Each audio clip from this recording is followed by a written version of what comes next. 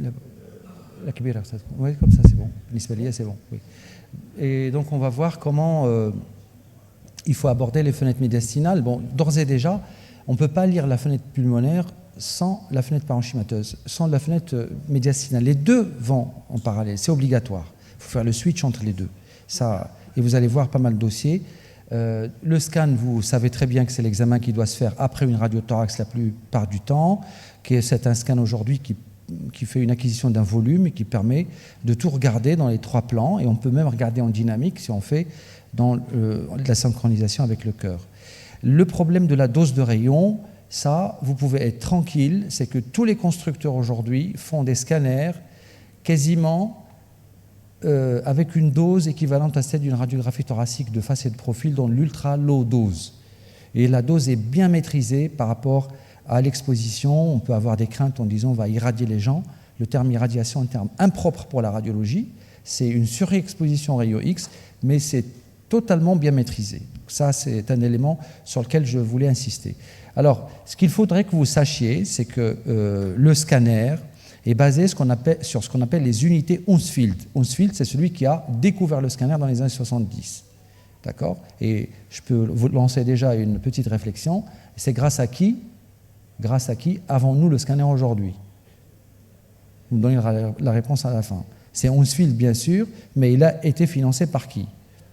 Donc vous avez cette unité Hounsfield, c'est une échelle qui a 4096 valeurs, et ça va de la densité de l'air qui est moins 100, moins 1000 unités Hounsfield, à plus 1000 ou au-delà de 1000 quand on va prendre la densité dans un os compact. Et le centre des densités, c'est 0 unité Hounsfield. Ce qui veut dire que quand vous êtes dans des fenêtres médiastinales, il faut que vous preniez la région d'intérêt, le petit curseur avec le ROI, une espèce de rond ou de carré, et vous mesurez la densité de la chose que vous voyez. Quand vous mesurez la densité, vous avez déjà l'information. L'eau, c'est 0. La graisse, c'est moins 100, moins 150. Les tissus, c'est entre 40 et 80. Quand on a injecté du contraste, ça va aller jusqu'à 200 unités ensuite. L'os, c'est plus 1000. L'air, c'est sur moins 1000. Donc, vous avez un curseur objectif pour mesurer la densité. Ça veut dire aussi que lire les radios, les scanners sur des négatoscopes ou sur des planches, ça ne sert à rien. Quand je dis ça ne sert à rien, c'est que ça ne sert à rien. Un scanner thoracique, c'est jusqu'à 4000 images, voire 10 000 images, et au minimum, c'est 500 images. Ça va de 500 à 10 000 images, un scanner thoracique. Comment voulez-vous répertorier chaque coupe sur des clichés ? C'est impossible. Vous avez un échantillon de la situation qui ne reflète pas l'information.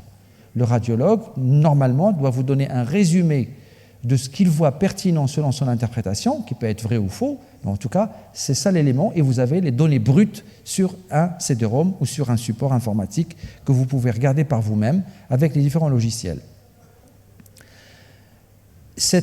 Donc on a dit 4000 valeurs d'unité Hounsfield, et nous avons 256 niveaux de gris. On est dans une image noir et blanc, et dans lesquels il y a 256 niveaux de gris.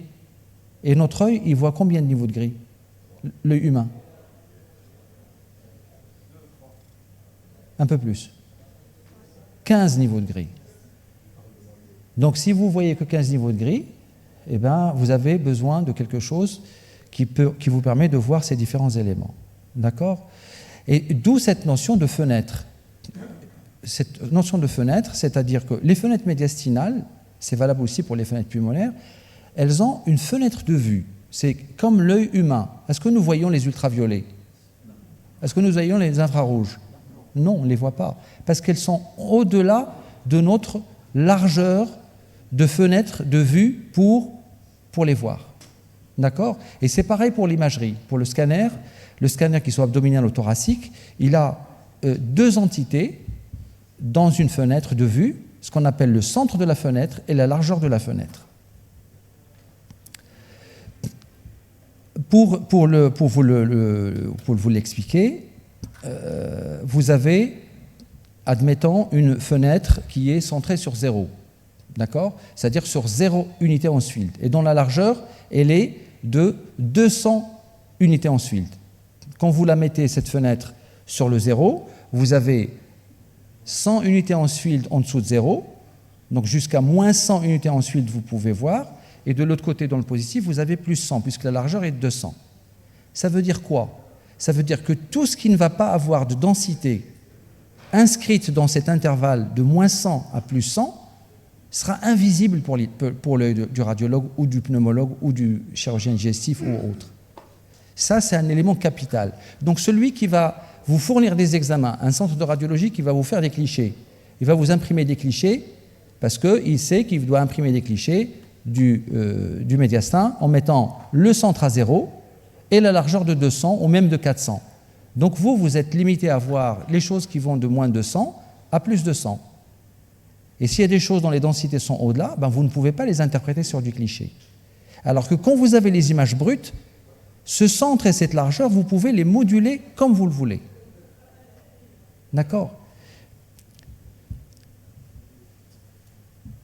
Vous voyez ici sur cette échelle qui va de plus 1000, on l'a limité à plus 1000 pour l'os à moins 1000, avec un centre qui est au niveau de 0. Vous voyez les tissus, ils sont là. La graisse est en dessous du 0. Et cette fenêtre, avec toute cette largeur, vous allez pouvoir l'établir. Je peux, moi, avec mon curseur, dire, voilà, ben, je veux tout regarder, donc je vais me mettre sur le 0, et je vais avec une largeur de 2000 pour que je puisse voir jusqu'à plus 1000 et moins 1000. Mais ce qu'il faut remarquer, c'est que les structures qui ont des densités ici, qui sont très voisines l'une de l'autre, il va falloir que je serre les fenêtres, rétrécir les fenêtres pour que je puisse bien les analyser. D'accord ?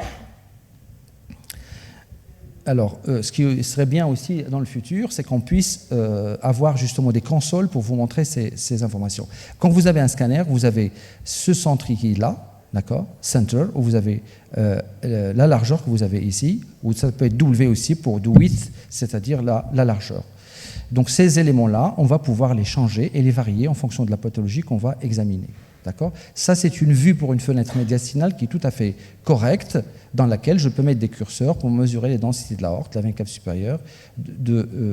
Par contre, sur cette fenêtre-là, eh bien, ce qui est noir,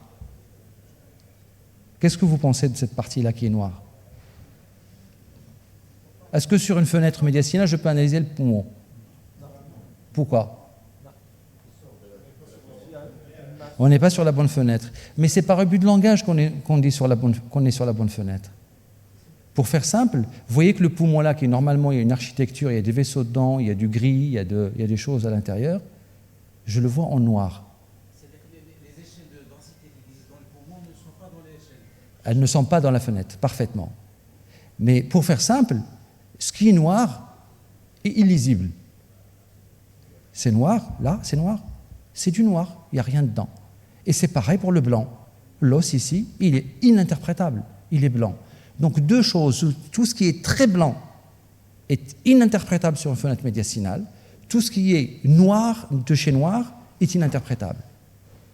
Il faut changer la fenêtre pour voir ce qu'il y a à l'intérieur. D'accord ? Pour faire une analogie, ce qui est le poumon ici dans cette fenêtre, c'est les ultraviolets, donc je ne peux pas les voir. Et ce qui est blanc là, au niveau de l'os, c'est de l'infrarouge, je ne peux pas le voir. Ce qui est au niveau de la graisse, oui. Ce qui est au niveau du muscle, oui. L'omoplate, je ne peux pas l'interpréter. L'os ici, la côte, je ne peux pas l'interpréter. La côte, le corps vertébral, je ne peux pas l'interpréter. Il faut que j'élargisse ma fenêtre pour lui changer la couleur et regarder ce qui est à l'intérieur d'elle. D'accord ? Et donc celui qui vous imprime un cliché comme ça, il vous le donne, il vous limite dans le champ d'interprétation de ce que vous voulez. Donc, cliché, pas de cliché. Pour l'écologie, alors soyons écologiques. Si les écologistes du Maroc sont là, ils seraient contents.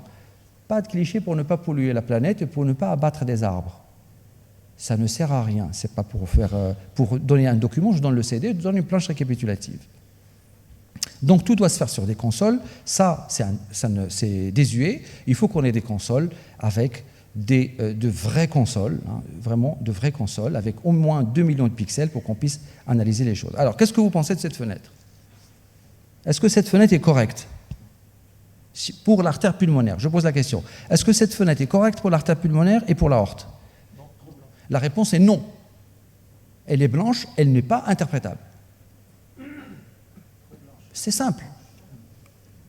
Elle est blanche, elle n'est pas interprétable. Est-ce que le poumon est interprétable ici? Non, il est noir, il n'est pas interprétable. S'il vous plaît, mais elle est très basse, c'est un produit de contraste, non? Oui, mais la fenêtre de vue ne permet pas de voir ce qui est à l'intérieur. Elle est trop saturée, inadaptée à l'étude du vaisseau. Et pourquoi? C'est très simple, parce que ici, quand je mesure la densité dedans, objectivement, je trouve 380, c'est ça? Ou 300, en tout cas 300 et quelques. Alors que la largeur de ce que je peux voir, c'est 300. Ce n'est pas possible. Cette largeur, avec le centre qui est de l'ordre de 50 ici, ça veut dire que sur 300 de largeur, j'ai mis le centre à 50, donc je peux voir ce qui est en dessous jusqu'à moins 100 unités Hensfield, et je rajoute 150 de l'autre côté, ça me fait 200 unités Hensfield au maximum. Donc je peux voir les choses qui ont des densités allant de moins 100 à plus de 100. Celle-ci, elle a 300 et quelques. Elle est en dehors de mon champ de vue, en tant qu'humain. C'est ça qu'il faut comprendre. Donc si je veux la voir, eh ben, regardez, je fais ça. La densité n'a pas changé. Et par contre, j'ai ouvert mon champ de vue. Il faut avoir un logiciel sur son PC. Mais bien sûr qu'il faut la voir, c'est ce que j'essaie de vous dire depuis le départ. C'est la même image. Ici, elle n'est pas interprétable. Ici, j'ai élargi la fenêtre de vue, c'est-à-dire moi, je regardais comme ça, j'ai fait ça, et donc je vois ce qu'il y a là. C'est ça qu'il faut que vous ayez en tête. Ma vue, elle est comme ça, et la densité de l'aorte, elle est située ici, à l'extérieur de mon champ de vue. Et quand j'élargis mon champ de vue comme ça, je l'intègre dedans, puisque sa densité, elle fait partie de ce que j'ai élargi dans mon champ de vue. Et ça, j'ai mon curseur pour le faire sur mon ordinateur. Et donc, ce qui veut dire l'artère pulmonaire, quand elle est trop saturée comme ça, il est impossible de voir s'il y a un caillot dedans ou pas.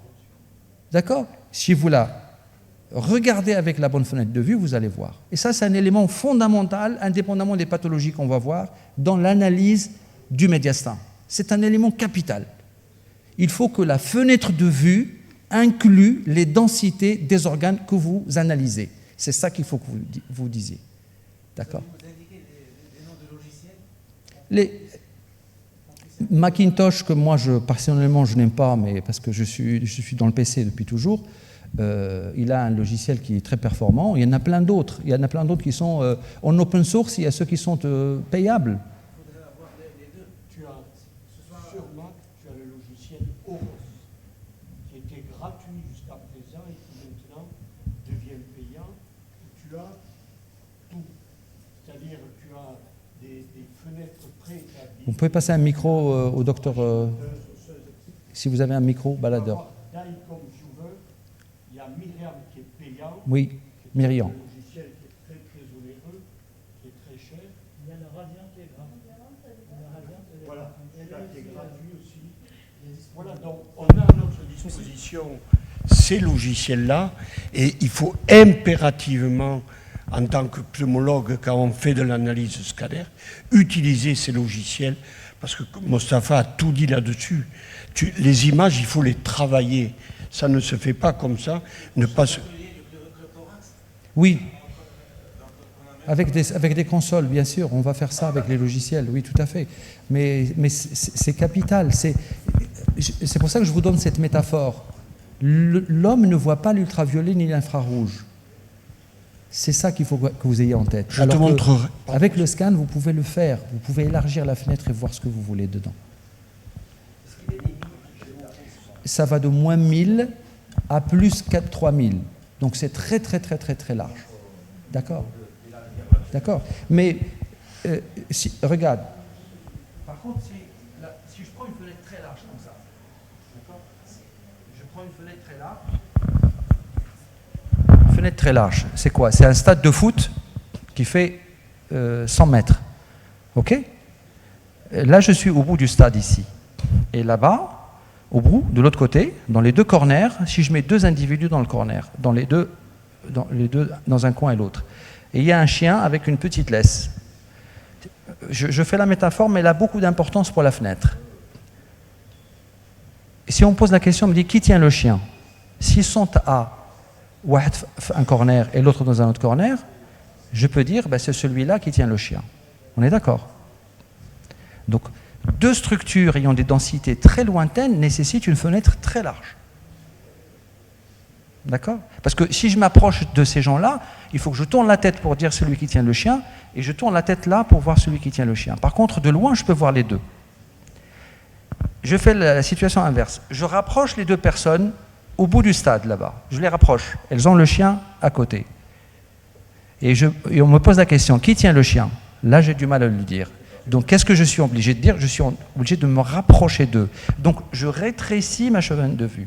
Plus les choses vont avoir des densités voisines l'une de l'autre, plus il faut avoir une largeur très petite pour pouvoir distinguer les densités de ces choses-là.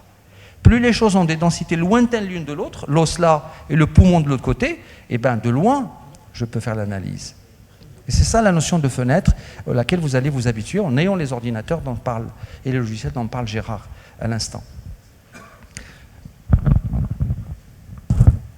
Donc, alors ça on a vu, voilà. Alors maintenant, quand on injecte du produit de contraste, voilà, ça c'est des exemples concrets. On a une fenêtre ici. Le blanc, c'est pas interprétable, mais ce que je voulais vous dire par là, c'est que l'endroit par lequel ça aussi, c'est pour les radiologues, il y en a deux dans la salle.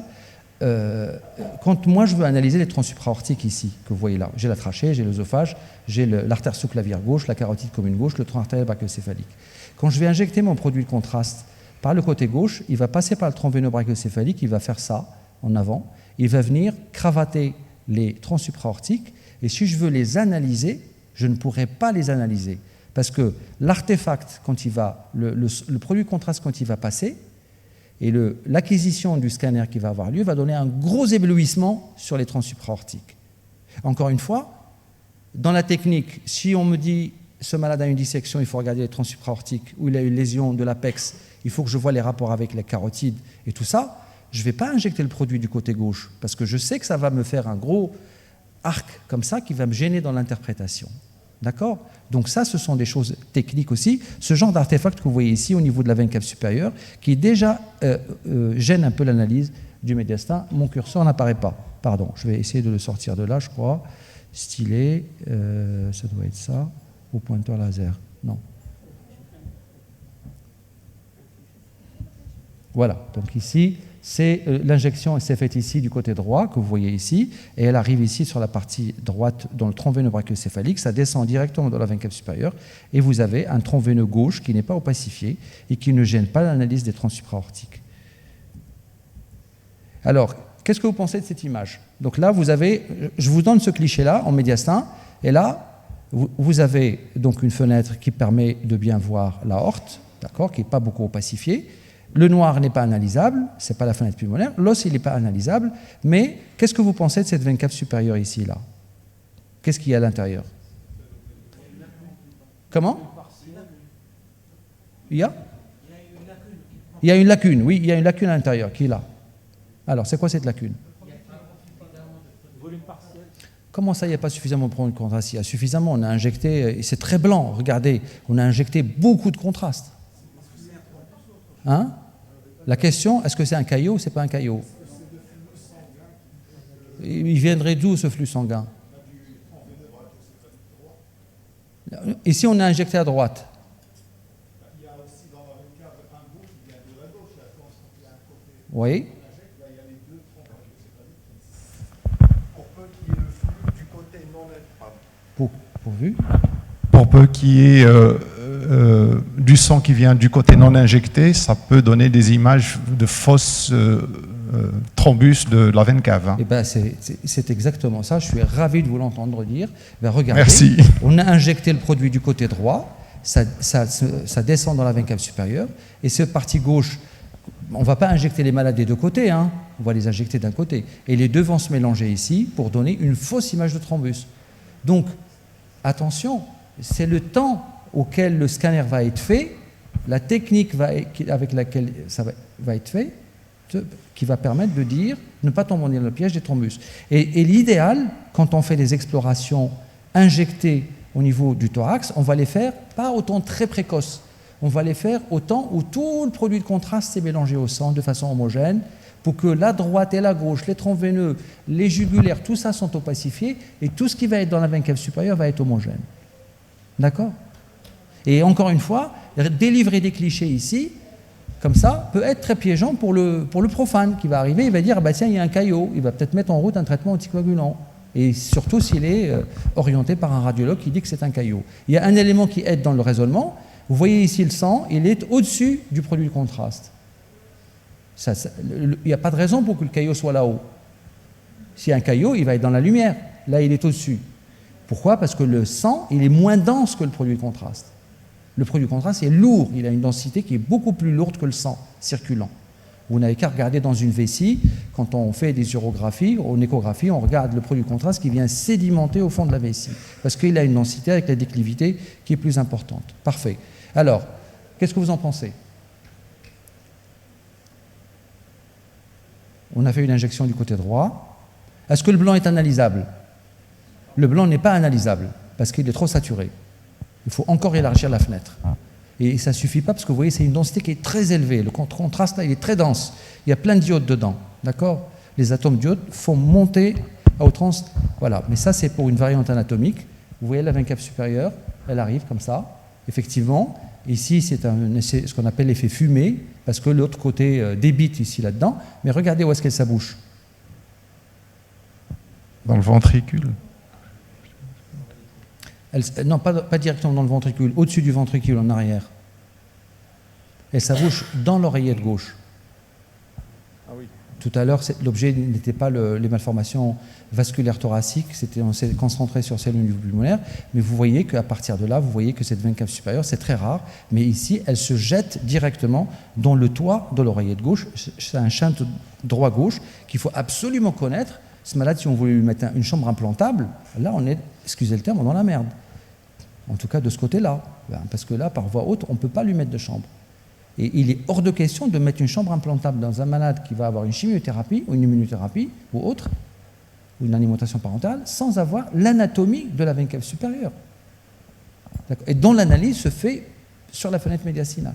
Excusez-moi, dans le plan pratique, les gens à qui on pose des chambres implantables ou des cathéters, ils n'ont pas systématiquement une étude dans 90 à 95% des cas. Par exemple, dans un service de chimiothérapie, quand on fait la demande, on ne fait pas une analyse très fine. Je suppose que c'est des malformations qui doivent être quand même pas très rares. Elles sont heureusement rares, mais le jour où tu auras mis un cathéter de chimiothérapie dans l'oreillette gauche, donc au bout de 15 jours, tu auras un abcès cérébral, si ce n'est pas un AVC tout de suite.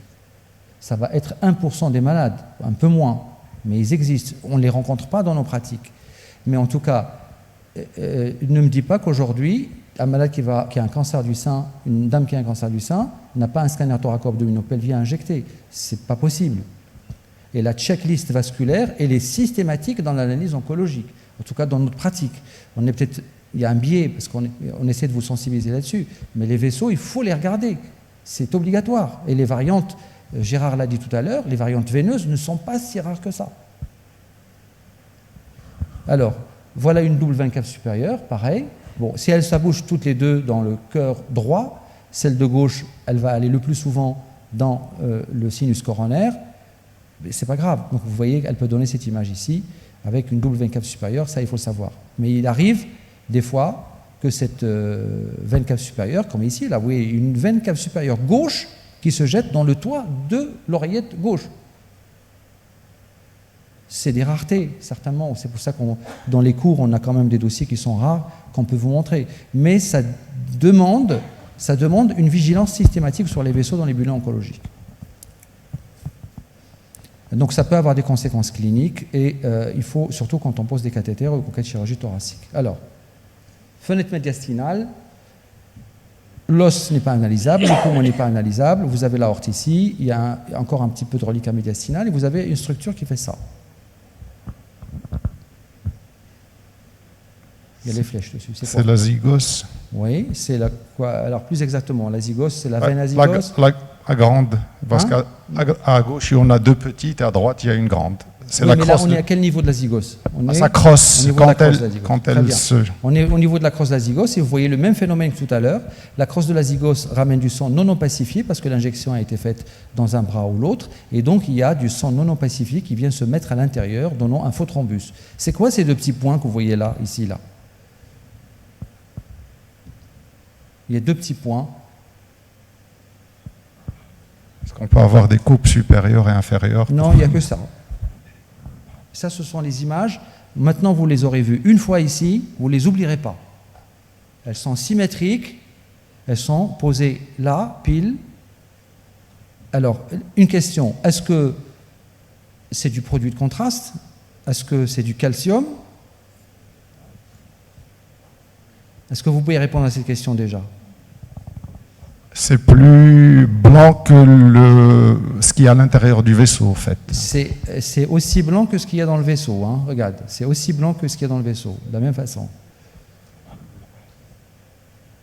Est-ce que c'est une calcification ou est-ce que c'est du produit de contraste? Alors, sur le moins C, on ne les voit pas. Et comment se fait-il que le produit de contraste vient se mettre ici, là, à cet endroit précisément? Comment il peut se mettre sur deux petits points comme ça?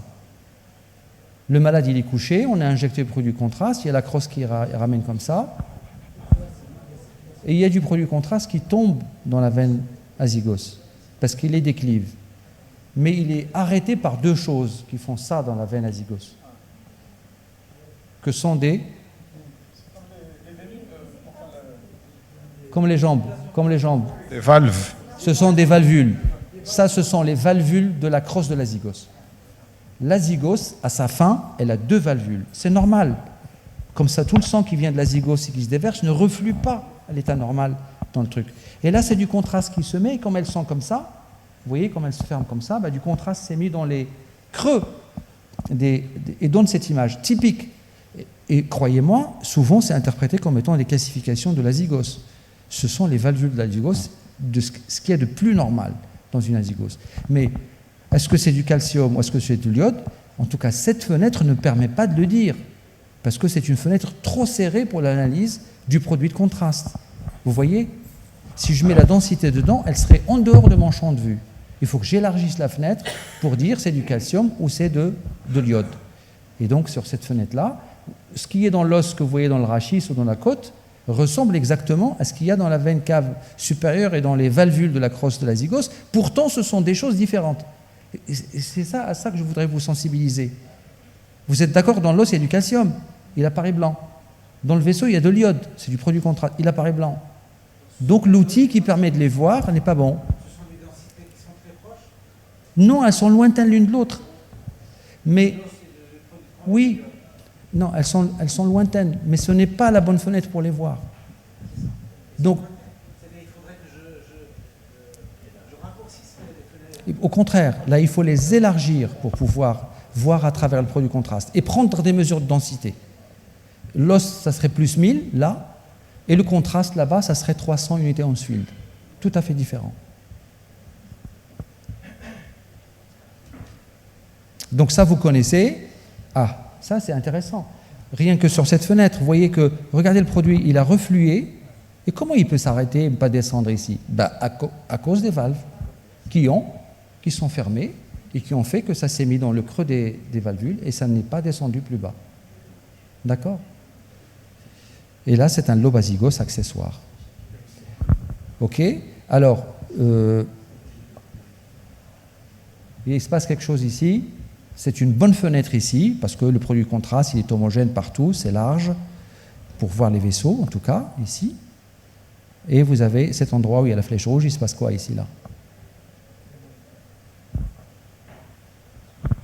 La veine cave supérieure doit être complètement large, ici. Là, il est rétréci. C'est un thrombus. Donc, il y a en tout cas quelque chose qui serre la veine cave supérieure. Donc, il y a une sténose de la veine cave supérieure, vous êtes d'accord?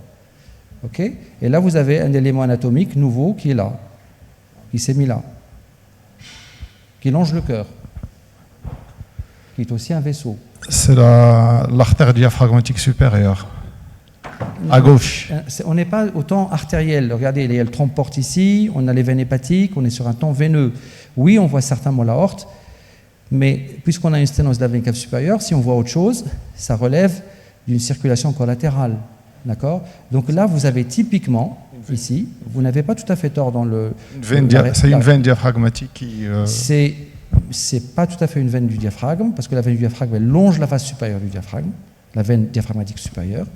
Mais c'est vrai que cette veine-là rejoint la veine diaphragmatique supérieure pour aller rejoindre la veine cave inférieure sous l'oreillette pour rentrer ici, pour court-circuiter cet obstacle. C'est une veine ici qui longe le médiastin et qui longe le péricarde, et c'est une veine qui longe le nerf phrénique. Le trajet du nerf phrénique, on ne voit pas, il part comme ça, surtout ce trajet-là. Il naît au niveau de C4 et il descend jusqu'au diaphragme.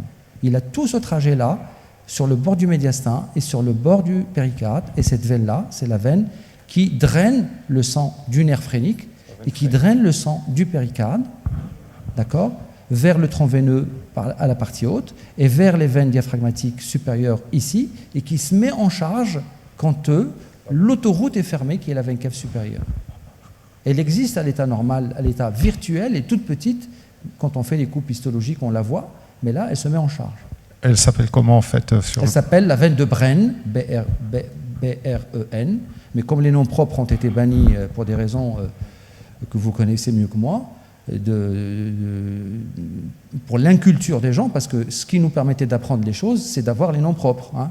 Tous les vieux mohicans de la salle, on a appris avec les noms propres. Aujourd'hui, il n'y a plus de noms propres, on retient moins les choses. Et comme tout est fait pour qu'on retienne le moins de choses, je le dis tel que je le pense, ma petite parenthèse politique, on a enlevé les noms propres. Et donc elle s'appelle la veine péricardophénique.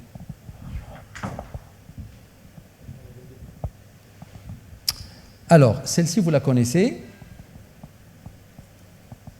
Fenêtre médiastinale, ça, c'est pas analysable. L'os n'est pas analysable. Le médiastin, oui. Il y a un truc qui part ici, là. Et sur une radio de thorax, pour les anciens, vous la voyez, il y avait un petit bouton au-dessus de la crosse de l'aorte. Ici, que vous voyez là sur la reconstruction. Comment on l'appelait celui-là, là, pour les anciens? C'est une structure anatomique normale. Oui, et elle s'appelle la veine intercostale supérieure gauche. La veine intercostale supérieure gauche, lui, c'est tout. C'est le mamelon aortique. Ça, c'est ce qu'on appelle, quand on voyait ça sur une radiothorax, c'est le mamelon aortique. Et c'est une veine qui est une variante du normal, ça se voit chez 6% des gens. Les veines intercostales supérieures se drainent dans cette veine ici pour aller rejoindre le tronc veineux brachiocéphalique ici. Ce n'est pas pathologique, mais il faut bien la connaître. On peut la voir sur une radiothorax comme ici, comme on peut la voir sur le scanner. Ce n'est pas compatible avec un syndrome cave supérieur. Ça peut se voir chez 6% des gens sans qu'il y ait de syndrome cave supérieur. Parfait. Alors, ça, c'est une bonne fenêtre médiastinale parce qu'on a une opacification qui est homogène pour regarder l'aorte, la veine cave supérieure, les veines pulmonaires. Bien sûr, ce n'est pas utile pour le parenchyme ni pour l'os, ce n'est pas la bonne fenêtre, mais pour le médiastin, c'est une fenêtre parfaite. Ce patient a une chambre implantable et ici, vous avez quelque chose dans la lumière qui est excentré. C'est quoi? C'est un thrombus. C'est un thrombus, à coup sûr, parce que là, c'est homogène. On a laissé le temps au produit de contraste de s'homogénéiser. Vous voyez la différence du premier cas que je vous ai montré. C'est pas la même localisation. L'autre était un peu plus haut, alors que ce thrombus, il est en bas. Il prend le pourtour de la tête. Le quoi? Le deuxième, c'est-à-dire par rapport au... Non, le premier, je vous ai montré juste une image, mais c'est la même chose sur toute, de haut en bas sur la veine cave supérieure quand vous faites l'acquisition. C'est tout mélangé. À la phase précoce de l'injection, quand vous venez d'injecter le produit contraste, la colonne descend et se mélange à du sang non opacifié qui vient de l'autre côté, qui vient des jugulaires. Et ça fait un flux qui est mixte à l'intérieur. Là, on est une phase qu'on dit portale et tout est homogène. D'accord? Alors, donc là, il y a un thrombus réellement et ce thrombus est au bout du cathéter. Il est au bout de ce cathéter. Il est au bout du cathéter, pourquoi? Pourquoi il est au bout du cathéter? Ben, c'est toujours comme ça. C'est comme ça que ça démarre. Vous mettez un cathéter de chimiothérapie, le thrombus commence au bout. Il peut remonter sur le cathéter, il peut être... Il va remonter après sur le long du cathéter, avec la gaine de fibrine qui se met. Mais il démarre au bout du cathéter, toujours. Pourquoi il démarre au bout du cathéter? Parce que c'est la partie la plus traumatisante du cathéter, vis-à-vis de l'endothélium à côté.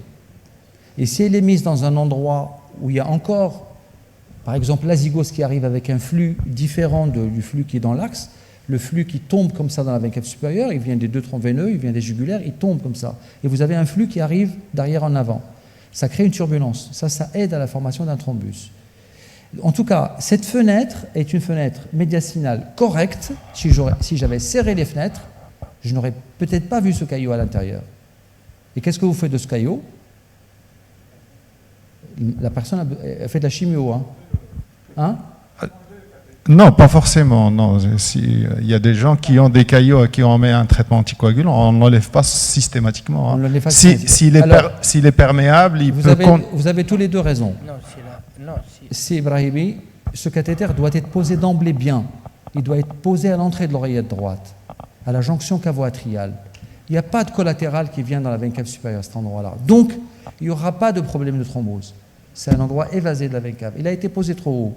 Donc, dans l'absolu, ce n'était pas un bon cathéter, il faut le retirer et mettre un autre. Mais la pratique ne le permet pas, parce qu'on en a besoin. Donc, dans ces cas-là, il faut anticoaguler ces malades-là, une courte durée. Vous voyez, quand on a fait le contrôle scanographique, pas spécifiquement pour ça, mais qui est dans le cadre du suivi oncologique, le caillot a disparu. Mais en tout cas, cette position haute, elle est pourvoyeuse de caillots. Et la technique de réalisation du scan, la fenêtre avec laquelle je regarde le médiastin, me permet de le dépister. Encore une fois, tu disais que c'était rare les malformations du système veineux, etc. À la limite, je m'en fous. Mais ça, par contre, je ne veux pas le rater parce que c'est très fréquent. Et si je ne fais pas le bon ton vasculaire, et si je ne fais pas la bonne fenêtre de vue, je ne détecte pas précocement ce caillot, et je le laisse évoluer, et je fais des cures et des cures et des cures, jusqu'à ce que la veine cave supérieure soit bouchée. D'accord? Donc l'analyse des vaisseaux est une partie intégrante du bilan oncologique. Voilà, donc il faut toujours la regarder, ça c'est sûr. Alors, voilà encore une fois, vous voyez, fenêtre bonne ou pas pour l'artère pulmonaire? Non. Pas du tout, parce que c'est blanc, donc c'est pas interprétable. Qu'est-ce que c'est que ce truc-là? Il se passe quelque chose là? Regardez, là vous voyez un truc là, d'accord? Vous voyez quelque chose là? C'est un thrombus dans l'artère pulmonaire gauche. C'est une fenêtre trop serrée. Regardez la fenêtre quand elle est élargie. La vraie fenêtre, où je peux mesurer la densité, qui est dans mon champ de vue. Là, je vois les caillots de façon nette dans cette artère pulmonaire, aussi bien à droite qu'à gauche. Donc si on m'a fourni des clichés avec des fenêtres très serrées, je raterai l'embolie pulmonaire, surtout si le scanner n'a pas été interprété par le radiologue. Il est venu du cabinet du centre de radiologie directement à votre consultation. OK ? Donc ces fenêtres-là, elles sont capitales. Regardez, tout au long, avec ce fenêtrage large, j'arrive à être sûr que dans cette artère pulmonaire ici, lobaire inférieur, qu'il y a des caillots partout, qu'il y en a de l'autre côté également, parce que c'est la bonne fenêtre. Voilà, regardez la propagation de ce caillot qui va se faire dans l'artère ventrale en bas. Voilà. Donc ça, je passe. Alors, l'aorte thoracique, juste un mot pour vous dire, quand vous regardez les scanners, même en tant que pneumologue, Gérard vous parlera certainement d'un topo qui me paraît extrêmement intéressant. Quand le pneumologue rencontre le cœur, moi je dirais quand le pneumologue rencontre le cœur et les vaisseaux même, il faut le rajouter, parce que l'aorte thoracique, ne la négligez pas dans votre analyse. Et surtout ce segment-là qui est enchâssé dans le cœur. Le segment initial de l'aorte, le segment 0 de l'aorte, c'est-à-dire le sinus de Valsalva. Vous avez ici la racine de l'aorte avec les valves qui sont là, et vous avez le départ des coronaires qui va se faire ici avec les deux sinus coronaires, et le troisième qui est sinus coronaire. Cette zone-là dans les anévrismes, elle peut passer inaperçue. Si on ne regarde pas cette partie profonde-là pour dire qu'il y a un anévrisme. Le Marfan ne donne pas un anévrisme du segment 1 ou de la crosse ou de l'aorte descendante. Il donne un anévrisme là, à cet endroit-là. Et c'est une zone difficile à voir si elle ne fait pas partie systématique de notre analyse. Qu'est-ce que vous pensez de ces images que vous voyez autour de l'aorte ici? Là et là. C'est une dissection. Qu'est-ce qui est une dissection? Moi. Lui, c'est tout. Ou presque. Alors, est-ce que vous êtes d'accord?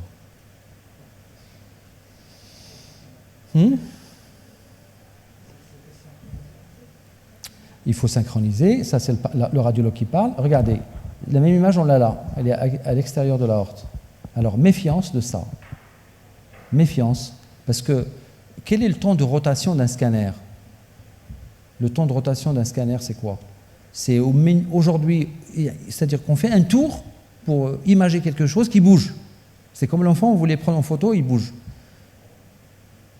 Le cœur bouge, l'aorte, à son origine, bouge. C'est le flow 0,3 secondes. 0,3 secondes, la rotation.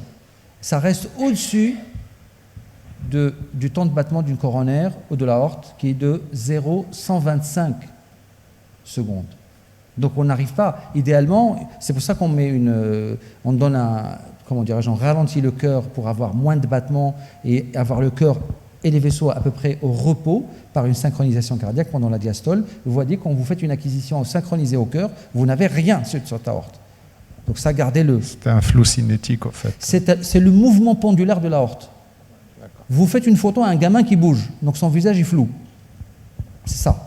Donc en fait, interpréter, ça dépend beaucoup du radiologue qui fait l'examen, en fait, parce que c'est... Bien entendu. Et c'est pour ça que je vous dis aussi, c'est un métier. Les gens, les pneumologues chevronnés sont convaincus de ça. Mais bien sûr, la politique de la chaise vide par le radiologue fait que expédier les affaires courantes cliniques nécessite d'auto-interpréter les examens. Je suis le premier à dire, si vous donnez un examen sans compte rendu, le pneumologue ou le chirurgien, il est obligé de se débrouiller pour faire comme il peut. Mais un radiologue digne de ce nom doit faire les examens techniquement comme il faut pour donner les bonnes réponses, éviter les artefacts, éviter les pièges et répondre aux questions de façon pragmatique, clinique, clairement. Alors juste, il y a un très très gros biais parce que maintenant il y a la téléradiologie. Donc par exemple, dans l'hôpital où je travaille, il y a des scanners qui sont faits la nuit. C'est où ? À Orléans, CHU d'Orléans. Oui. Il y a des radiologues qui sont présents qui peuvent interpréter. Des fois, on a des interprétations à distance. Donc, qu'est-ce que vous en pensez que celui qui interprète n'est pas celui qui a fait l'examen? Si je dois répondre à ces questions, je vais convulser dans la salle. Donc, je préfère ne pas parler de ce sujet qui me fâche, mais au plus haut point. Parce on en voit de plus en plus. Oui, mais je vais même te dire plus. Je suis personnellement concerné par ça parce que les radios et les scanners sont lus la nuit par le gars lambda, je ne sais pas où il est où, et le lendemain, c'est moi qui me farcis les relectures gratuitement par rapport aux conneries faites la nuit, la plupart du temps. Donc ça, c'est un sujet qui est vraiment très épineux, mais il nécessite en soi une discussion, et je pense qu'on n'aura pas de gain de cause dans ça. Alors, on y va. Je ne sais pas comment on est dans les temps, mais je peux accélérer. Alors, en tout cas, là, on a une fenêtre médiastinale. L'aorte est très dilatée, ascendante. Il y a une dissection de l'aorte que vous voyez parfaitement ici, d'accord, qui touche l'aorte ascendante, qui touche l'aorte descendante. Il y a une compression de la veine cave supérieure. Donc, le retour veineux, là, il est compromis. C'est une bonne fenêtre de vue de l'aorte, parce que, regardez, on voit bien le vrai chenal qui est complètement écrasé par la membrane ici. On voit tout le flux tourbillonnant dans la chaussette, dans le faux chenal, qui est très large ici. L'aorte est anévrismale. C'est l'hypertension artérielle qui donne ce genre de choses. D'accord ? Donc c'est le bon temps pour bien analyser cette dissection. Après, on fait des reconstructions pour bien la voir. N'oubliez pas que cette portion d'aorte, elle est dans le péricarde. Et là, fatalement, ça a fait une rupture intrapéricardique avec un hémopéricarde. Et vous voyez typiquement le patient qui est hypertendu. Vous le savez déjà sur le scan, parce qu'il a un myocarde, il a une CMH, une cardiomyopathie hypertrophique qui est là. Et c'est ça qui a fait qu'il a un jet systolique extrêmement fort qui tape sur l'aorte ascendante et qui a fait une rupture à cet endroit-là avec une dissection. On peut la voir sur ces reconstructions ici avec cette forme qui est gravissime, presque mortelle. Alors là, à la limite, c'est une bonne fenêtre pour analyser l'aorte et l'artère pulmonaire. Elle est suffisamment large. C'est à peu près bon pour analyser l'os, mais ce n'est pas notre problème, le sujet. Là, j'ai un patient qui a une dissection double. Il a une dissection sur l'aorte descendante et une dissection sur l'artère pulmonaire. Et l'aorte ascendante n'est pas disséquée.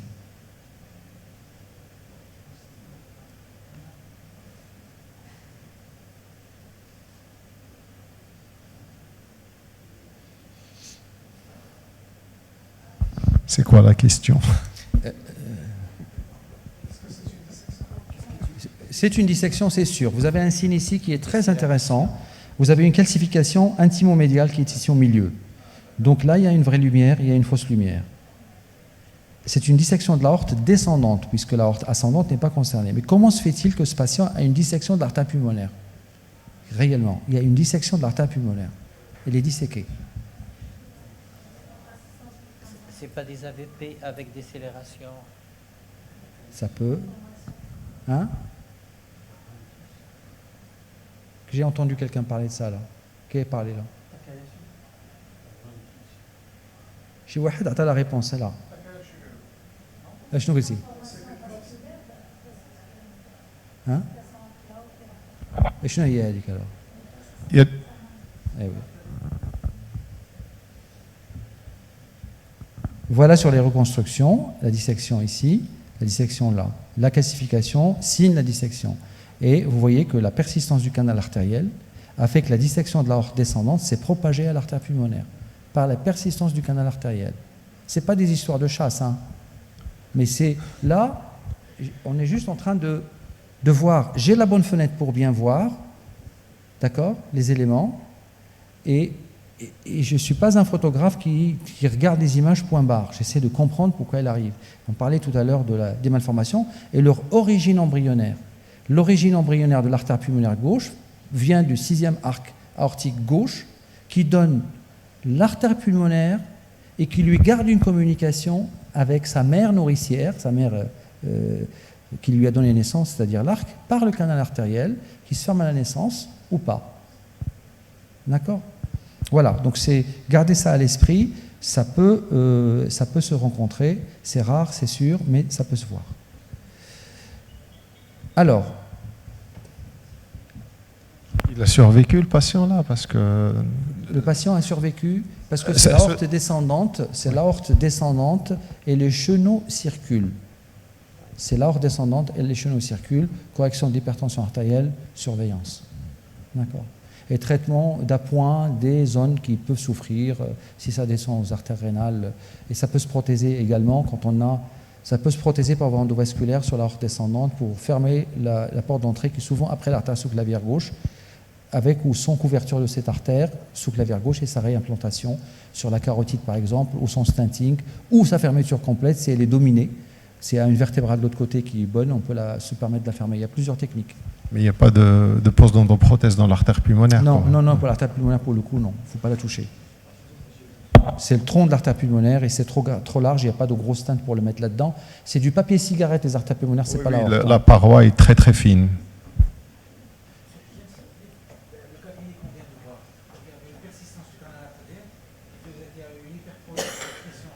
Il y a un shunt qui se fait, il y a un shunt gauche-droit à cause de la pression qui est dans l'aorte à travers le canal et la dissection s'est propagée à travers le trou vers l'artère pulmonaire. Si, à la base, c'est une hypertension artérielle. À la base, c'est une hypertension artérielle, avec un canal artériel persistant. Alors, c'est ganglion ou pas? C'est pas le récessus supérieur Voilà. du péricarde. Les densités, s'il vous plaît, mesurez les densités. Vous avez des récessus péricardiques qui peuvent monter très haut. Vous en avez un qui est très caractéristique ici, ce qu'on appelle le récessus de la veine pulmonaire inférieure. Quand vous reconstruisez les images, vous le voyez de façon très nette, il n'est pas rond, il vient encapsuler ici la veine pulmonaire inférieure droite. C'est un récessus péricardique. On peut les voir de façon très haute. Vous voyez, à ce niveau-là, on croirait que c'est un ganglion de la loge de Bariti. Regardez sur la reconstruction la continuité. Donc, si on vous fournit des images axiales avec ça, c'est compliqué de savoir. Vous ne pouvez pas mesurer les densités. Le sinus de Tel, vous la voyez ici également. Donc, les densités, parce que c'est liquidien. Regardez le péricarde jusqu'où il peut monter. Hein. On est sur la crosse de l'aorte. Il peut monter très haut. Considérez que la veine cave supérieure, dans sa globalité, et l'aorte, jusqu'à la naissance des troncs artériels brachiocéphaliques, est un trap péricardique. Alors, ici, vous avez un élément qui est calcifié, là, qu'on a vu tout à l'heure, et qui correspond, au vestige du ligament artériel qui s'est fermé, qui a laissé des fois une calcification ici. Et ce ligament sépare deux loges ganglionnaires. Parce que tout ce qui est à gauche de la carène n'est pas forcément le même. Ce qui est en dedans du ligament artériel, c'est la chaîne 4L, et ce qui est à l'extérieur, c'est la chaîne 5. Ça, il faut bien l'avoir en tête. L'abord de ces deux zones, c'est un abord qui est endoscopique cette fois-ci, et cet abord ici, ce ganglion-là, il n'est pas accessible à la voie endoscopique, parce qu'il est à l'extérieur du ligament artériel. D'accord ? Et la subdivision droite-gauche au niveau du médiastin sur les ganglions ne se fait pas sur le milieu de la trachée, mais elle se fait à gauche de la trachée. Vous savez mieux que moi que les ganglions, quand vous allez les mesurer dans le médiastin, on les mesure sur leur petit axe et pas sur leur grand axe pour dire qu'ils sont pathologiques ou pas. Qu'est-ce que vous pensez de cette image ?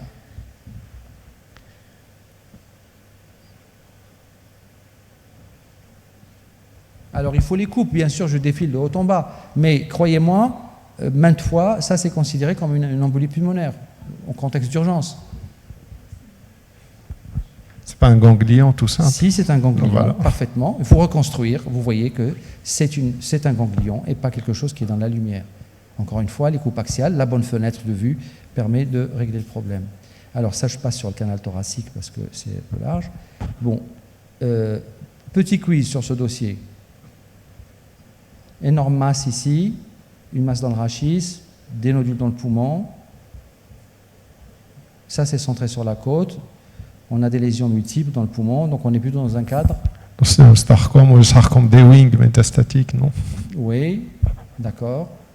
Ça peut être une tumeur primitive ici avec des métastases, ça c'est possible, oui. Comme tout peut être métastatique.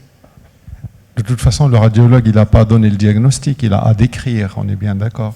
Quand vous donnez votre compte rendu, vous citez vos hypothèses diagnostiques ou vous ne faites que décrire?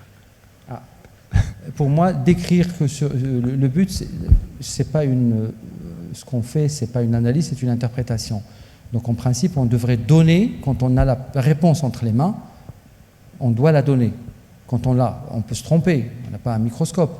Mais si on fait une analyse rigoureuse, on peut dire, ben voilà, ce que je vois là, ça peut être un ostéosarcome et avec des lésions osseuses et des lésions pulmonaires, mais si je fais une analyse fine, peut-être que je peux donner la réponse. Le but, c'est mon point de vue, un radiologue doit se mouiller sur ce qu'il fait, quand il a tous les moyens entre les mains, bien sûr. Et bien là, regardez, quand on analyse attentivement cet examen, on se rend compte qu'il y a quelque chose qui se passe au niveau de l'œsophage. L'œsophage est épais, il y a un ganglion à côté, regardez là, c'est totalement pathologique. Et je suis en droit de dire sur cette analyse minutieuse, avec la bonne fenêtre de vue, que ce malade a probablement un cancer de l'œsophage métastatique.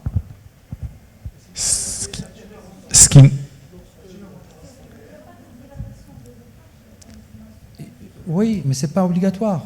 Ça va être dans les formes qui sont très dilatées. En tout cas, je suis en droit d'attirer l'attention sur ça. Je vous parle d'une technique d'examen bien faite, d'une analyse complète des éléments qui sont dans le thorax. C'est juste, je vous ai posé la question parce que vraiment la présentation d'un cancer de l'œsophage métastatique, pour avoir fait un peu d'oncologie thoracique, c'est vraiment atypique là. Oui.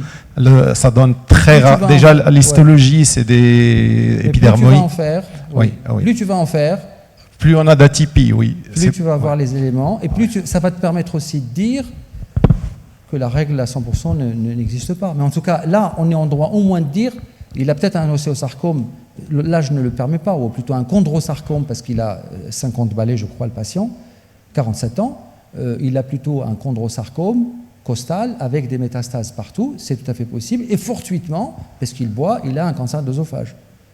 C'est possible aussi. Mais on peut se dire, de façon uniciste, quand on est uniciste, dans le raisonnement, parce qu'on a plus de chances d'avoir raison quand on est uniciste, bah peut-être qu'il a un cancer de l'œsophage avec des métastases atypiques, effectivement, pulmonaires, etc.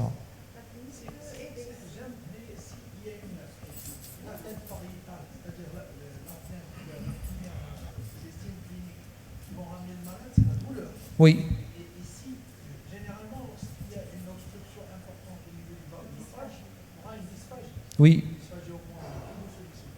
Donc, parfois, on voit la lésion et on est aussi curieux de chercher ce qui se passe au niveau du métastase. Mais c'est l'histoire de l'arbre qui cache la forêt. Vous avez un gros élément comme ça, qui concentre l'attention, qui est douloureux, qu'on va biopsier bien sûr, parce que la maladie est métastatique. Si c'était une tumeur locale, on ne va pas la toucher parce qu'elle peut être complètement enlevée. Mais en tout cas, on va être focalisé par ça. Et si on n'est pas systématique dans l'analyse, on ne verrait pas cette lésion de l'œsophage. D'accord? Bon, là, ça a été biopsié, c'est des métastases d'adénocarcinome de l'œsophage. Qu'est-ce qu'on a biopsié, l'œsophage ou On a biopsié la masse pulmonaire. La paroi. La paroi. On a biopsié la masse qui était là, qui a dit que c'était des métastases. Et il y avait une suspicion clinique de l'histologie avant la biopsie, ou c'est la biopsie qui a révélé le... La biopsie a révélé que c'est un adénocarcinome, qui est inhabituel alors qu'on s'attendait à avoir un chondrosarcome ou un truc comme ça. Mais encore une fois, ce que j'essaie de vous passer comme message, c'est l'analyse complète, la bonne technique de réalisation de l'examen, et ensuite on arrive sur le raisonnement. Cette lésion osseuse, je vais la regarder en mettant sur les fenêtres osseuses, je vais faire les fenêtres parenchymateuses pour regarder les nodules qui sont d'ailleurs hémorragiques parce qu'il y a du verre dépolé autour, je vais regarder le rachis lombaire parce que je fais des scanners thoraco-abdominopelviens et pas des morcellement des malades segment par segment. Dans le bilan oncologique, tous les malades ont d'emblée un scanner thoraco-abdominopelvien, voire cérébral, si on ne peut pas leur faire d'IRM, et ensuite on analyse le parenchyme pulmonaire, les structures osseuses, les structures vasculaires, la lésion elle-même, etc. Voilà, c'est une analyse complète. Il faut avoir le temps pour le faire, bien sûr, mais c'est pas que de la théorie, c'est ce qu'on fait aussi au quotidien, quand on travaille en oncologie. Quand on est oncologue pneumologue, on a la tête dans le guidon en pneumologie. Quand moi je fais plus d'oncologie digestive, je peux vous dire que je suis dans le détail du détail qui concerne la chirurgie et l'oncologie digestive. Voilà. Et au fur et à mesure, c'est pas qu'on nous demande plus, mais on répond à toutes les problématiques. Alors, est-ce que cette fenêtre vous permet de répondre à la question? Peut-être ça sera peut-être le dernier dossier, puis après on passe... Qu'est-ce que vous voyez là-dedans? Corps droit, corps gauche, foie, veine cave inférieure, partie plutôt haute initiale de la veine cave inférieure, l'aorte, l'œsophage, le poumon qu'on ne peut pas analyser, l'os. Alors, le tableau ici, c'est une douleur pelvienne. Le malade a une douleur, il arrive aux urgences pour une douleur pelvienne. Déjà, il a un rapport VD sur VG qui est élevé, j'ai l'impression. Il a un peu, oui, parce qu'on est un peu basse, mais ce n'est pas le niveau dans lequel on fait le rapport VD sur VG pour l'embolie pulmonaire. En tout cas, il n'a pas d'embolie pulmonaire.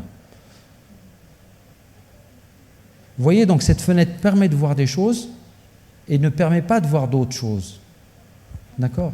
Et regardez quand je fais ça. Voilà. Un pneumomédiastin. Voilà, j'ai un pneumomédiastin. Oui, mais vous nous avez posé une question sur quelque chose qui ne se voit pas, en fait. Non, mais bien sûr, mais c'est ça le but. C'est pour ça que je parlais depuis tout à l'heure. Vous pouvez repasser à la diapositive. C'est pour ça que je parlais tout à l'heure. Il faut être devin là pour trouver. Non, il n'y a pas de réponse là-dedans. Moi, je ne la vois pas, cette réponse. Je n'ai pas la réponse là-dedans. D'où l'importance de la fenêtre. Je parle de la fenêtre et de l'angle de vue avec lequel je vois la fenêtre. Et ça, c'est du concret, parce que cette douleur pelvienne a fait faire ce scanner, et ce scanner est rendu comme normal. Il est rendu comme normal. Ce n'est pas le scanner thoracique, je suis à l'entrée de coupe du scanner abdominopelvien. C'est la partie haute. Non. Ce scanner, je vous ai montré une coupe qui est dans l'abdomen, là, parce que je vois le dôme du foie. Le scanner abdominopelvien démarre au-dessus, incluant le foie. Mais quand vous ne le regardez pas avec la bonne fenêtre, eh ben vous ne pouvez pas voir la problématique où est-ce qu'elle est. Excusez-moi, dans une analyse parfaite, on doit systématiquement balayer en quelque sorte les... C'est obligatoire. C'est obligatoire. Ça ne se limite pas à des clichés qu'on va vous rendre en disant voilà, on a fait un scanner abdominopelvien. Faisons-la de façon pratique. Faisons-la de façon pratique. Ce malade est parti pour une douleur pelvienne dans un cabinet. Sans aucune critique, ça peut m'arriver à moi-même, ça nous est déjà arrivé. On a imprimé des clichés de l'abdomen avec cette fenêtre-là, de haut en bas, et on a donné ça. Le gars, il n'a pas de lecteur, il a regardé, il a le compte-rendu dans lequel il n'y a rien, il regarde, il n'y a rien. C'est vrai ou pas, ça? Oui, mais normalement, un scanner, quand il est effectué, il faut qu'il ait une interprétation. On ne peut pas... Oui, il y a une interprétation, c'est interprété comme normal. Ah ben, il faut faire, je vais pas être... il faut faire le procès à celui... Si le patient il se complique et que le radiologue, il est passé à côté de quelque chose et que la famille, elle porte plainte, Oui, celui qui a interprété, il risque d'avoir des problèmes judiciaires. bien sûr, il va y avoir des problèmes judiciaires. Ou avec l'hôpital, oui. D'ordre civil ou administratif ou ordinal, c'est possible. Mais encore une fois, ce que j'essaie de dire, c'est que fournir des clichés avec une fenêtrage préétabli ne doit pas se faire. Une analyse complète de l'abdomen et du thorax en fenêtre médiastinale et fenêtre pulmonaire est obligatoire. L'élargissement des fenêtres en fonction de l'organe que je veux voir est indispensable. Donc c'est ce jeu de curseur que tu as sur ton truc. En fait, le radiologue, il a une checklist à faire. Bien sûr, c'est cette checklist-là dont on parle. Et cette checklist vous concerne aussi parce que vous avez des ordinateurs avec lesquels vous devez regarder la Digérard sous toutes les coutures, les examens. Encore faut-il avoir le bon logiciel. Quand on est à l'hôpital public, il y a des logiciels très performants, mais je suppose qu'un pneumologue en ville, pour investir dans un logiciel qui... On est d'accord. Ouais. Même en radiologie, là nous sommes en radio, et aujourd'hui on a des examens en scanner spectral dans lesquels il y a 10 000 images, ce qui veut dire qu'il y a 10 gigaoctets par examen, et les mémoires vives des ordinateurs sont de 8 gigaoctets, donc ça ne marche pas. La technique, bien sûr, il faut qu'elle suive aussi le nombre d'examens qui sont fournis. Donc voilà, vous avez le pneumomédiastin qui est ici, et vous avez ce syndrome de perforation de l'œsophage qui s'appelle le syndrome de Borave. Et la douleur, elle est pelvienne, parce que c'est une douleur qui irradie le long du nerf vague. Et donc elle est complètement erratique, elle est complètement trompeuse. D'accord ? Alors, voilà encore, peut-être le dernier dossier, puisque je pense que vous avez remontré l'essentiel. Donc cette dame a une douleur abdominale. Elle a une douleur abdominale. Son estomac est normal ou pas? Ça, c'est le topogramme qu'on a fait avant de faire le scanner. L'estomac, il est très distendu, il y a de l'air dedans. D'accord? Voilà son scanner. Elle n'a rien au niveau de l'œsophage. Vous voyez comment je joue avec ce scan. Vous voyez, j'ai les images natives, je les regarde, je fais les reconstructions pour sortir tous les éléments. Je vois que l'estomac est de stase, vous voyez la grosse tuberosité, elle est déclive, elle est en arrière, ça stagne à l'intérieur, il y a une très grosse aérogastrie, l'estomac est dilaté, seul, ça lui fait très mal, et ça s'appelle comment ça, cette dilatation de l'estomac? Syndrome d'Ogilvie? Non, Ogilvie c'est le côlon. C'est une gastroparésie, elle a l'estomac qui est paralysé. D'accord? Donc, on lui fait un scan avec injection. Voilà, ça c'est le scanner qui est fait. L'aorte ici, le départ d'artère coronaire droite. On a l'oreillette gauche ici, on a l'aorte. On a une partie du cœur droit qui n'est pas spécifiée, le rachis, le poumon. Bon, ça c'est pas analysable. Ok?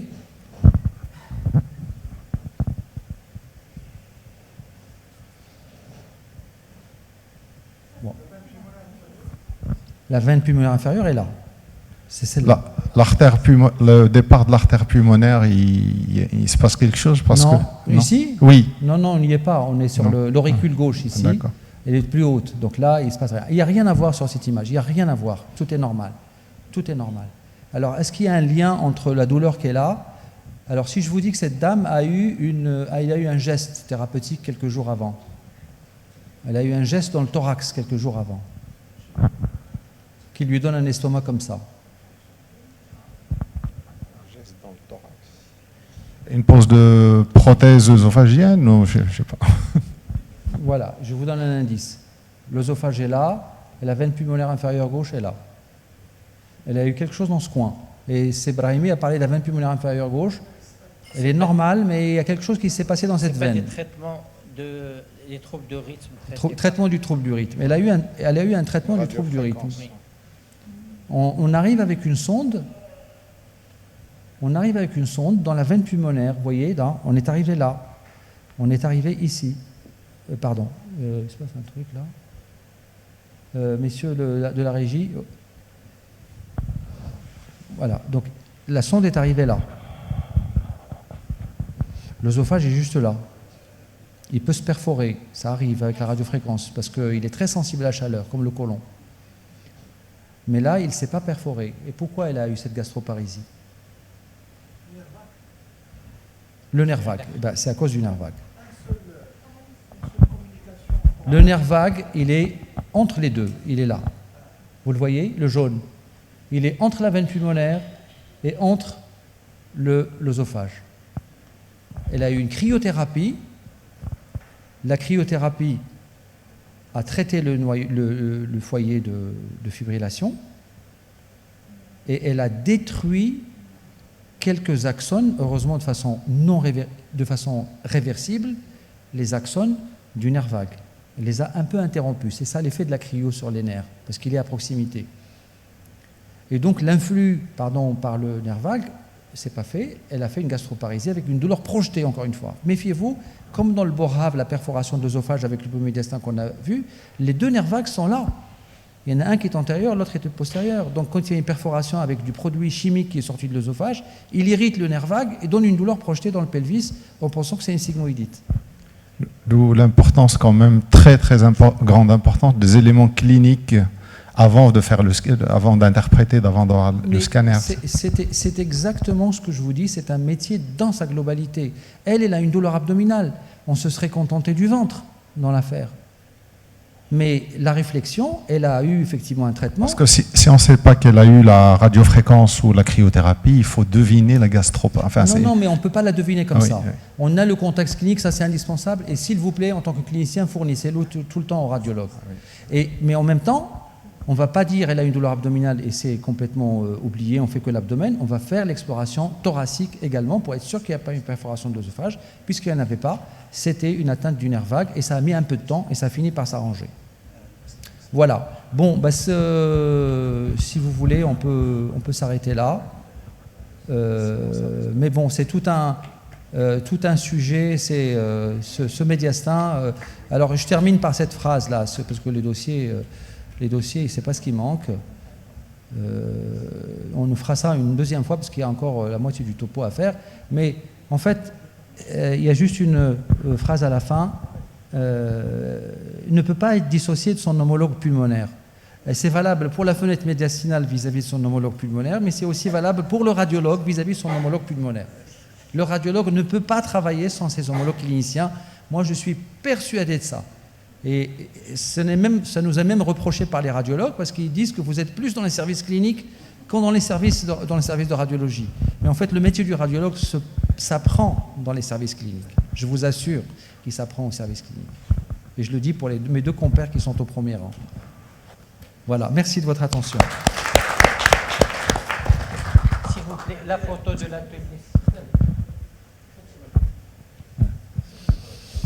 S'il vous plaît, donc on va prendre une photo de l'atelier. Photo de l'atelier. La première diapo. N'enlevez pas le titre, comme ça on met la diapo la première, comme ça elle sera en tâche de fond. Enfin en tâche de fond.